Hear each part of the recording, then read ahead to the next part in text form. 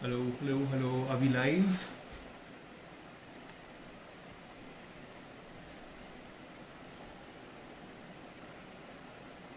Hi.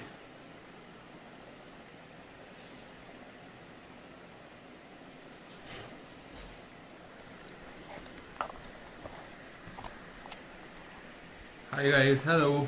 Hi everyone. My name is Nishant Bhardwaj. Let's just wait for a couple of minutes for more people to join.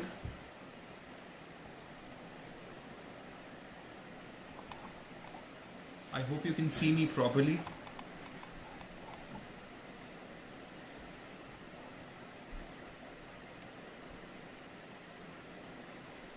Hi.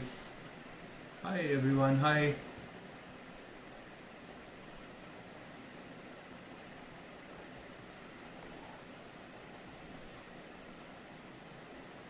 Hello. Let's just wait for a couple of minutes for more people to join. I hope you can see me. Uh, you can wave, you can say yes to me. I will quickly add a couple of more people. Let's just wait for 1 minute before we add and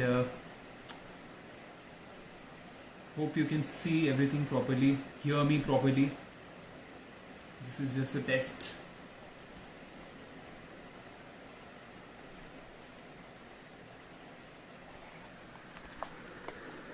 Okay.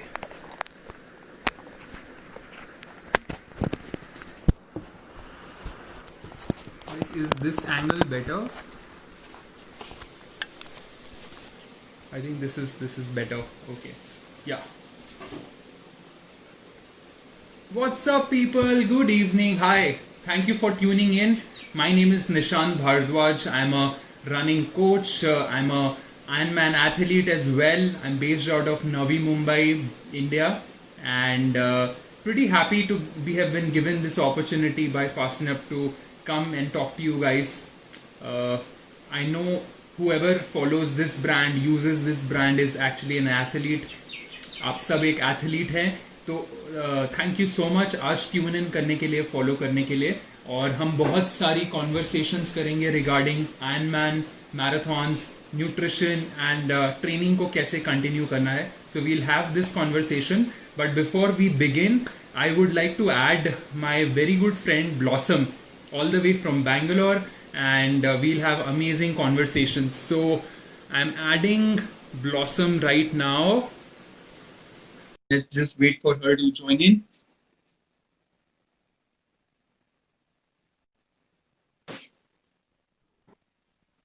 Hi, hi Blossom, how are you? I am good. I'm not able to hear you. Just check your audio. Can you hear me now? Yes, perfect. Okay. Awesome. Good to have you. Thanks, thanks. Same here. Yeah. So it's I was just discussing with people who have already joined us that it's amazing that Fashion Up has given us this opportunity to connect with fellow athletes and today discuss about Ironman training, nutrition, and a lot has been going in the world and how to train in this scenario. So it's just Yep, amazing. absolutely. Yeah. What do you think? So let me just start off by asking you a very simple question. How have you been training in this entire time? Actually, being in Bangalore, I've been very fortunate because we were one of the first cities in the country to open up. So Oh, I think about 2.5. It was about 2.5 months that we were under lockdown, and so yeah. I moved all my training to focusing on strength training and getting stronger on the bike because obviously no swimming, no running. Uh, Once lockdown lifted for us, I started running outdoors, and yeah, I'm finally getting back into the groove of training, minus the swim, of course. Yeah, I am very sure. In fact, I'm based out of Bombay, and so in Bombay, unfortunately, the cases have been rising up quite rapidly. So we don't have as much relaxation, but we did started to have some relaxation from 7th of June, and so fortunately now we can start training. And it's actually, let me tell you, it's been a relief to actually go out and do some bit of training. Yeah, of course. It's a little scary though, but yeah, it's so much better to be outdoors. Be outdoors, yes. I know. We are in a sport where most of the triathletes in Ironman tend to train indoors a lot. So even pools are Yeah. usually indoors, or a very small place. And cycling also happens mostly indoors. So I'm personally a outdoorsy kind of a guy, and I like to go out and just go on long rides. But it just feels great to get some bit of freedom and just go out there and really Yeah. train out there. Yeah. Yeah. Okay, Absolutely. a couple of people I'm seeing people are coming in, going out. So the people who have just joined in, could you just give a quick introduction about yourself and how you got into this sport? Um, so I got into the sport by accident, nothing planned. I did a couple of 5 and 10Ks, and I did a swimathon, and was suggested by a friend that I should start cycling. So I picked up a cycle, found out about a local triathlon, and signed up for it. Trained myself. Had no clue what I was in for. I signed up for the Olympic distance, and those numbers were really big for me at that point of time. Yeah. But yeah, I mean, I was completely hooked from the very second I crossed that finish line. Of course, while I was doing the triathlon, I was not really cursing myself, but it was quite painful during the Mhm. run because running isn't really something I enjoy very much. But yeah, I Especially, was. I think run leg becomes difficult for everyone because after doing a good course of swimming and then cycling, you are completely drained out, right? And running becomes Yeah. even difficult, no matter how experienced runner you are. Yeah, and also because this was my first triathlon, and I didn't know anybody else who had done a triathlon, so I had no information about what I'm going to feel or what it's going to be like, and Okay. how hard I should push myself or how slow I should take it. So it was just like, uh, I mean, it was everything was a learning experience for me, Which, that first one. which year are we talking about? When did you start your first tryst with triathlon? That was 2017. Okay, that's when you Yeah, first started out and started training, yeah? Okay, yeah, pretty yeah. similar for me as well. In fact, quite surprisingly, I get to hear a lot since I train about 50 athletes, and I keep talking about how to take up your goals an extra notch. The first number one excuse or number one doubt that people have about triathlons is that they need to have years and years of endurance training in either swimming, cycling, or running, and not really I mean, people usually have this perception that it will be difficult. I just have a 2 year of running or cycling experience. And exactly what happened with me also, I started running marathons at the end of 2017. My first event was Navy half marathon in Bombay. And then it just within like 2, 3 months, I did my first full marathon and then did about 15, 20 of half marathons and stuff. And started training for Ironman in 2019, early 2019. And I could just scale it up. So, I mean, good that you got it. It's important for our listeners to know that you don't need to have a decade of experience before you jump into Ironman. What do you have to say for Well, that? uh, well, I also think you have to be conservative. You can't just because you run a marathon, you shouldn't, be of the perception that you can directly train for an Ironman. You have to build up the distance gradually. You can do it in a short period of time, but I say be conservative so that, you're reducing your chances of getting injured and things like that. But Yeah, yeah. For sure, for sure. So, in fact, one of the second doubts that people usually comment or ask also is that do we need to be like exceptionally good in all three sports? What do you have to say about that? no, you don't. I am living example of that.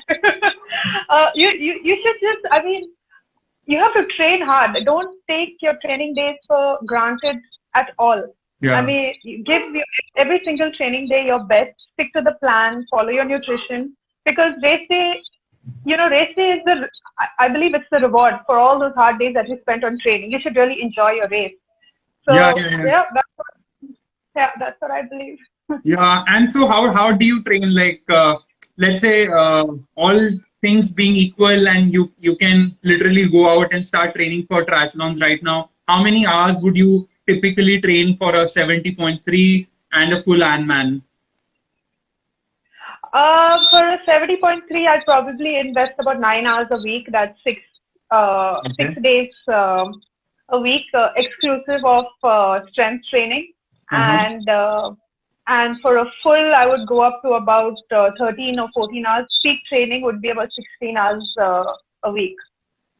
Cool. That's nice. Uh, Yeah. so I think it also depends on the kind of quality sessions that you do. I mean, for some people, weekends are super heavy. Some people have work Yeah. on the weekend. I personally, typically, let's say I've done 370.3s till now. And on a Mm-hmm. Saturday, Sunday, I used to put in good 6 hours of training on the weekend, 5 to 6 hours. And then during the week, it used to be around, I think, 4 hours. So, yeah, close to 9 to 10 hours, maybe 12 sometime. So about 10 hours for a 70.3, and I think a 14 to 15-hour workout for a full is doable. Yeah. Yeah.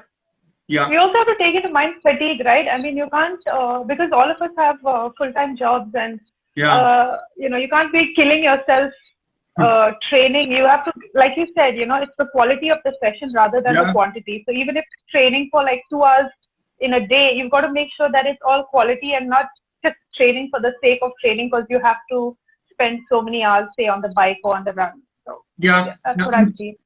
In fact, this brings us to a very important question that I've seen cyclists usually ask. So, cyclists, when I say cyclists, I mean long distance cyclists who are trying to train for a 400, 600 BRMs, or maybe a longer form of races of 600 to 1200 kilometers. Typically, what I have seen when I interact with my athletes is that they are asking for I want to go faster, but I also want to go like 200 kilometers over the weekend. But I'll be back and I'll be doing a couple of 10Ks and 21Ks. That's quite funny, right? Because what you're essentially trying to do is you're really not giving your body enough time to recover. You're trying to constantly Yep. push yourself and go the distance. And as a coach, what I tell them is that it's not really about the volume, it's not about the distance. What matters is the quality of sessions, and Yep. typically focusing on the heart rate zones and the kind of cadence that you maintain, be it cycling or be it running. Yep. Yep. Do you also There are encounter lots of any kind people. of, yeah, Lots of people are of the opinion that if the session wasn't hard and you didn't die, it wasn't worth it. yeah. So that, mindset, it needs to change of people. I mean, yeah, you have to have sessions where it's hard and you're struggling because that's where you can gauge performance and improvement. But not every session has to be like that. Are you listening, people? From the pro herself, it's not about Not. yeah, it's not about going after PB in every session. The moment you start doing that, every session, if you try to better yourself, try hitting your PBs every single time, you're gonna get your self screwed for sure. Your training is gonna get out of control, and you might end up injuring yourself. So it's very important to kind of maintain the balance between recovery and your volume as well as your intensity. Yeah, absolutely. So, what are your thoughts about nutrition? How does that in race nutrition and in training nutrition uh, help you, and what do you actually do about it? With regard, so I usually train whatever I practice on race day is how I practice for training. So I want my body to be absolutely, I mean, completely used to getting fueled at those particular time periods. So I Mhm. follow a 20-minute schedule, and I only use Fast&Up. So I use I sip on electrolytes every 20 minutes, and every 40 minutes I have a gel. So my body is so tuned to that even during training. Say if I want to do like a 2-hour bike, if I don't have that gel at 40 minutes, say 1 hour 20 minutes into the bike, I can feel, that my energy is tapping.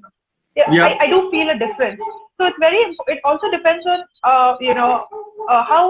how long your training period is. But I believe that at least 2 to 2.5 months before your event, you should start following the nutrition regime that you are going to follow on race day. So that race day, there are no surprises for your body, and you're able to utilize, get the best out of your nutrition. That's right. To perform. There is a set of belief amongst the marathon community is that gels or other such materials which you can, chewables or gels or electrolytes are, I would actually literally air quote them, are for the weak athlete. There is also a mentality that people would say that only heavily dependent athletes take it and those kind of things. What do you have to say about that? And I have a very important comeback and lesson for people who are listening right now. So I've always been fascinated by people like that. I did my first standalone marathon in Jan, and my bib belt and my, what do you call it, the water pack was loaded with nutrition because I'm so scared of bonking and I just didn't want to run short on the course, right? But then I saw these people who had just they were running with nothing in their hands, no water, no bib belt, holding their gels, nothing. So I've always been fascinated. I guess they've trained like that, and so their bodies are used to it. But my recovery is so important, right? And if you fuel well during a race, you're able to recover better post the race. You don't want to be dead after the race. You've got to enjoy the whole feel of completing and accomplishing something. Absolutely. I don't know. I don't know how I do it. I don't know. And I couldn't be bothered with honestly making my own chewables and bars and carrying it and then packaging it and all of those things. I want the convenience, and I want no extra hassles. That's right. So, yeah.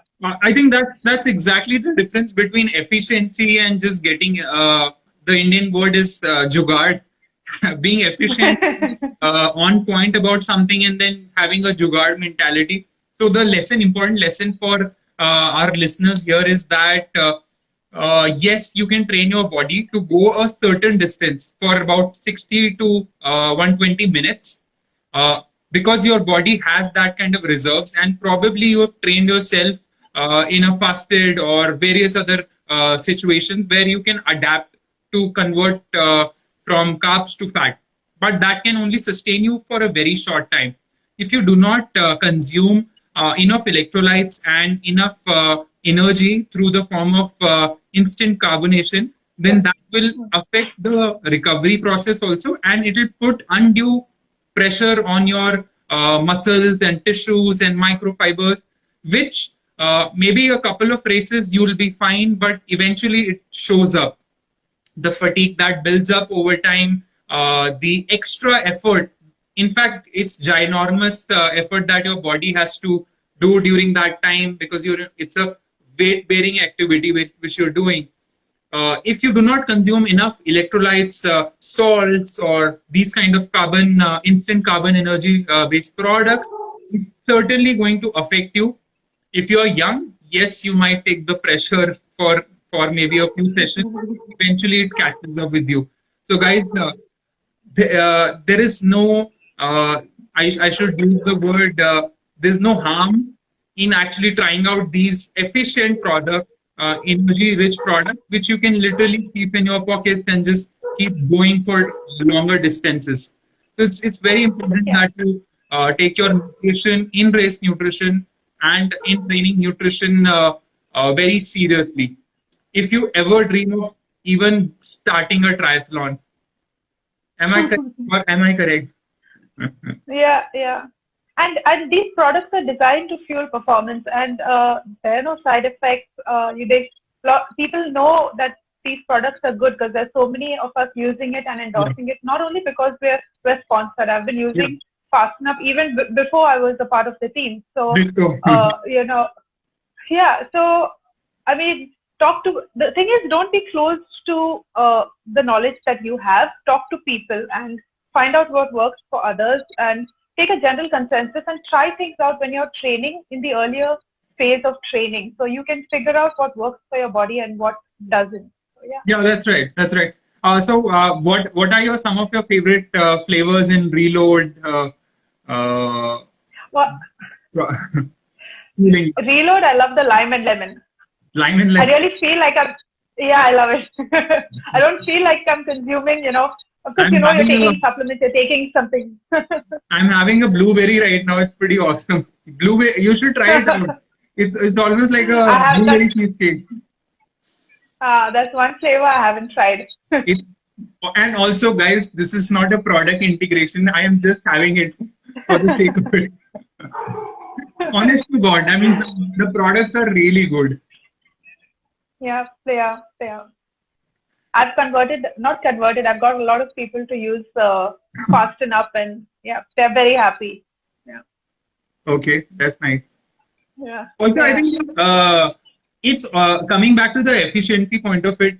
It's actually very easy to carry stuff when you're going for your longer brick workouts. Also, like maybe just one tube and a couple of gels in the pack, and you're set. You're just good to go Yeah. for any distance you want. Unlike other product packaging, also. So it's important lesson for people, manufacturing in this segment, that packaging is super important for an athlete. When Yeah. going for Yeah. 6, 8, 10 hours of workouts, even 100-gram thing extra in your tri suit feels like a lot of load. Yeah, absolutely. The gels, when I did the Ironman, I had a whole lot of gels on the bike with me, and they're like super easy. You just rip it off and consume. Yeah. There's no fiddling with the packaging, sharing, nothing. It's just very convenient. I mean, 6 to 9 gels, and you're good to finish off like a 70.3 easy peasy. Yeah. Okay, so now we're gonna move to our next session, which is a fun session, fun questions for our viewers. I'll be asking you some fun questions that we have come up, and it's kind of a rapid fire, but not the rapid fire that is. Okay, thank you. More like questions, and then we'll take maybe a few questions. So, guys, while we do the fun question round, you can come up with the questions you want to ask specifically for training about triathlons and marathons. We'll be happy to answer your questions. So, are you ready, Blossom? I think so. You have to answer these questions really quickly. Okay, there's no thinking. So the maximum time that you get in is 5 seconds. Okay. Okay. 3, 2, 1. Here we go. What is your favorite cheat meal? Chocolate cake. Chocolate cake. Okay. Do you carry it with in your training, or how is it? Like a prize after you've done your break? So no, I'm a baker. I also bake a lot, so I prepare in advance. So I know what I'm coming home to. So if I'm dying, if I'm killing myself on the bike or the run, I know I have this little, thing dangling in front of me that's, waiting for me at home. Awesome. Do a 2,000 calorie workout, come back to a 5,500 calorie cheat meal. Great. Next question. Yeah, but you earned it, right? Okay. Next question. What is that one favorite song that you can put on repeat and maybe just do a 21K run? Honestly, nothing. I don't listen to songs on repeat. I don't listen to music, but it's just background noise. I'm never paying attention. I just need something there at the back of my mind. Anything that you want to listen, maybe a song, maybe a podcast, anything. I listen to a lot of rock. Okay. Name one. Yeah, name just a lot of I listen to a lot of Aerosmith. Okay. The Doors, Led Zeppelin. I mean, I need noise. I just don't want something, slow. I want somebody to push me. So yeah. Awesome, awesome. What are the two series that you're currently binge watching right now? If you binge watch. Mm. I'm currently watching The Sinner. The Sinner, okay. Yeah, and shit, what else? Crap. I don't know. I can't remember. Watching.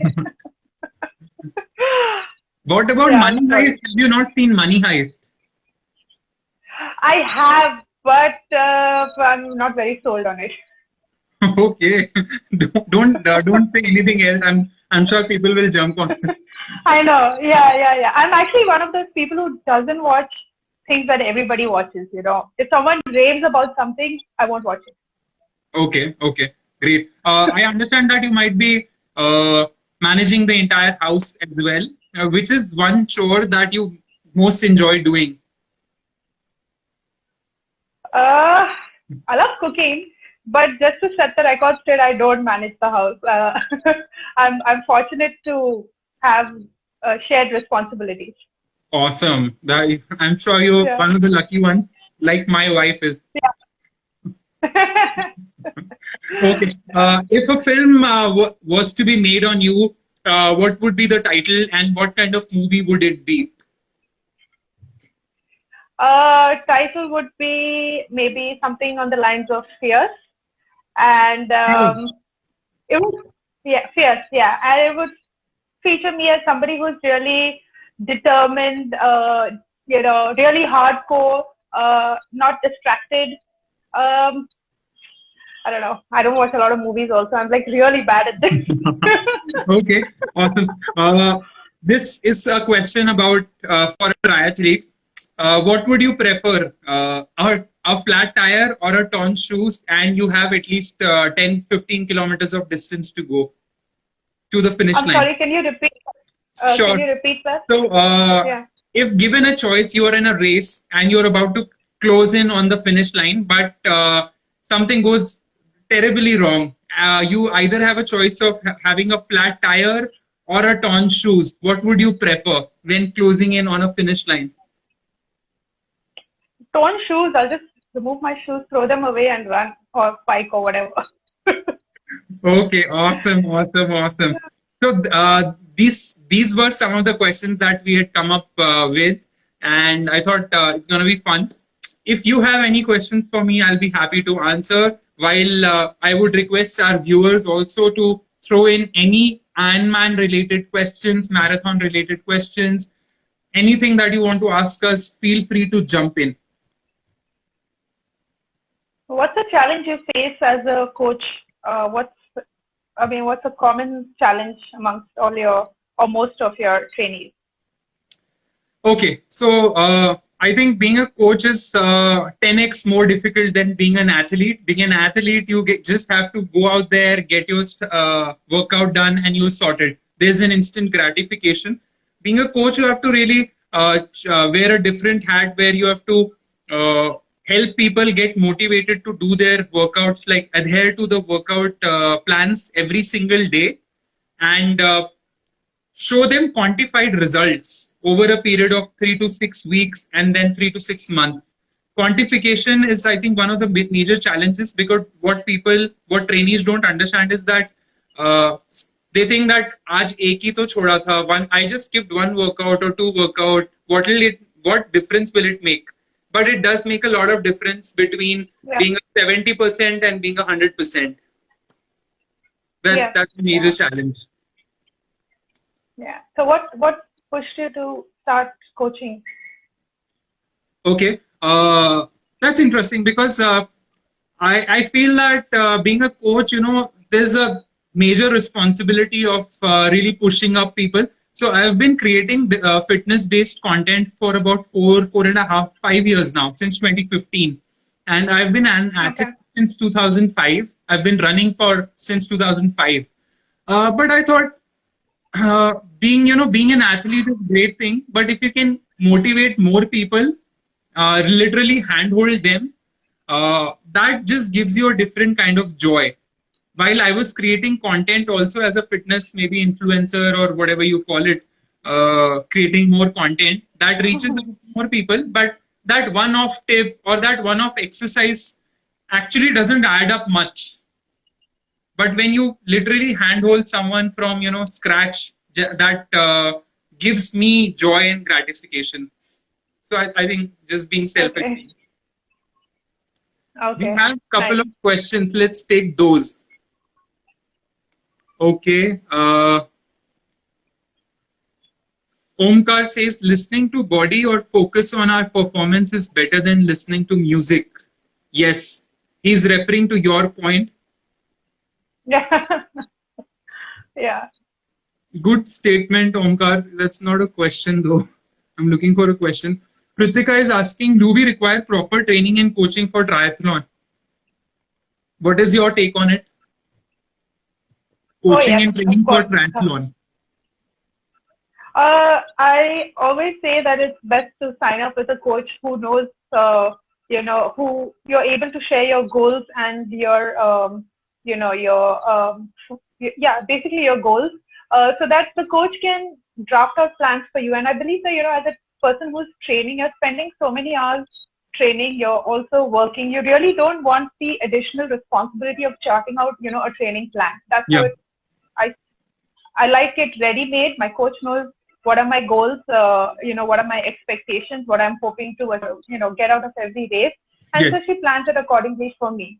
And do your research on, coaches. There are a lot of coaches nowadays. Do your research, talk to people. Don't just sign up with somebody just because they have a coach tag.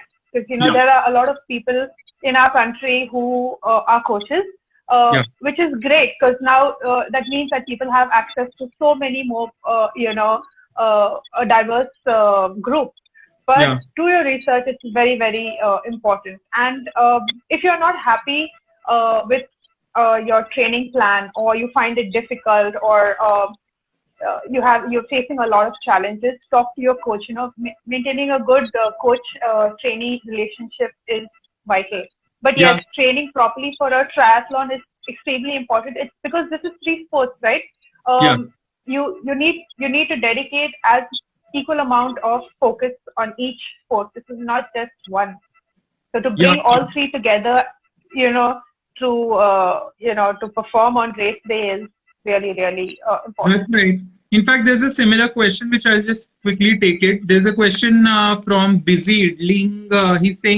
She's saying, how important is feedback from your coach for a beginner triathlete? So, ma'am, the important thing is that you have to realize with each feedback, it's coming from a point of experience, data, and your current performance. And so it's very important to keep improvising your plans on a weekly basis. Hence, having a generalized plan downloaded from an internet or some, website which gives you plans for 3 to 6 months and just applying to your training, that's not going to help you out because that's not dynamic. Your coach would be able to tell you exactly what you did right, what you did wrong, and hence, improvising on a weekly basis is important. That's why I have a coach who understands you as an athlete, as a person, and also understands the challenges of your professional and personal life. So that's where the coach is important. Yes, coming to Blossom's point that you can do anything by just these days by googling it, by youtubing it, and just reading up about it. But a person with expertise, with the know-how, will be able to tell you the exact answer to the exact question. You'll not have to go trial by fire and trial by error each time, make your sets of mistakes, and come back and then do it again. A coach will be able to guide you through the process and just avoid making those mistakes. Yeah, yeah. Any one tip for beginners for triathlon from both of you? Your one tip for triathlon beginners. Do Sorry, you I have, lost you there. yeah? What would be your one tip? Let me just see that. Sorry, I lost you there. One tip for a beginner for triathlon. Uh, don't expect results immediately. Yeah, I think I have the similar. I have a tip which is about equipments and a lot of gym jam that a triathlon needs. Guys, Yeah. no, you don't need expensive, uh, trainers and cycles and expensive travels. And no, just start. Have a long-term vision of at least 6 to 12 months, minimum 12 months. Have a vision, consistency, and persistence for 12 months, and then start investing in stuff. The stuff is not gonna make you faster or make you gonna go longer. It's literally the legwork that you do, and that's the tip. Yeah. So just start today, have a vision for 12 months, and keep going. Trust the process. Yeah. Okay, I think we have run out of time. Thank you everyone for tuning in. Sorry, a couple of questions we have missed out because we have run out of time. Any parting words, Blossom? I'll just answer those questions really quickly. Omkar is asking about the challenges with training and how I overcame it. I think as a female athlete in India, those are the kind of challenges that I faced in terms of, not being able to start training outdoors early morning as compared to the male athletes, and just overall safety. Otherwise, I think, it's not gender specific, the challenges of training.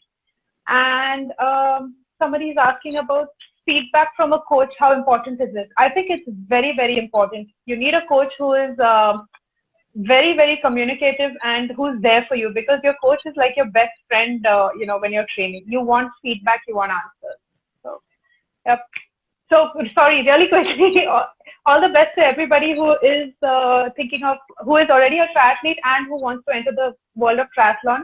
It's expensive, it's addictive, but it's a fabulous sport. Yes. So that's amazing way to sum it up. Thank you so much, everyone, for tuning in today. Thank you, Blossom, for joining in and taking time out of your professional life. I thank our sponsors, Fast&Up, once again for giving us this session and this opportunity to actually go out and speak with the budding triathletes and marathoners. Guys, have patience, have perseverance, and have long-term goals. No distance or no speed is unachievable. Just go out there, keep training, trust the process. Everyone can cross the finish line. You can be an Ironman. See you. Bye-bye. Yeah. Bye. Thanks. Good night. Bye-bye.